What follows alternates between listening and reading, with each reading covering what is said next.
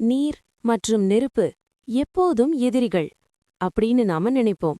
ஆனா இந்த உலகத்துல தண்ணி தொடர்ந்து விழுந்துகிட்டே இருக்கும் இடத்துல எப்போதும் அணையாத நெருப்பு எரிஞ்சுகிட்டே இருந்தா நம்புவீங்களா? ஆமாங்க, அது உண்மையிலே இருக்கு. இந்த அதிசயமான இடத்தோட பெயர்தான் ஈட்டர்னல் ஃப்ளேம் ஃபால்ஸ். இந்த அருவி இருக்கிற இடம் அமெரிக்காவின் New York city chestnut ridge park. இந்த அருவிக்குள்ள ஒரு சின்ன குகை இருக்கு. அந்த குகையில தான் ஒரு சிறிய நெருப்பு எப்போதும் எரிஞ்சுக்கிட்டே இருக்கும். அருவியில தண்ணி விழுந்துகிட்டே இருந்தாலும் இந்த நெருப்பு ஒருபோதும் அணையாது. இதுக்கு காரணம் என்னன்னா, பூமிக்குள்ளேருந்து நேச்சுரல் கேஸ் மீத்தேன் மெல்ல மெல்ல வெளியே வரும். அந்த வாயு ஒரு தடவை எரிய ஆரம்பிச்சா தொடர்ந்து எரியும். அதனால தான் இதுக்கு ஈட்டர்னல் ஃப்ளேம்னு பெயர்.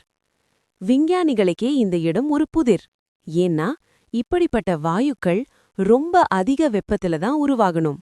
ஆனா இங்க குறைந்த வெப்பநிலையிலேயே இந்த வாயு உருவாகுது. இது மனிதன் செய்ததில்ல, முழுக்க முழுக்க இயற்கையான அதிசயம். இந்த மாதிரி உலகத்துல இருக்கிற அதிர்ச்சி தரும் உண்மை கதைகள் வேணும்னா சப்ஸ்கிரைப் பண்ணுங்க.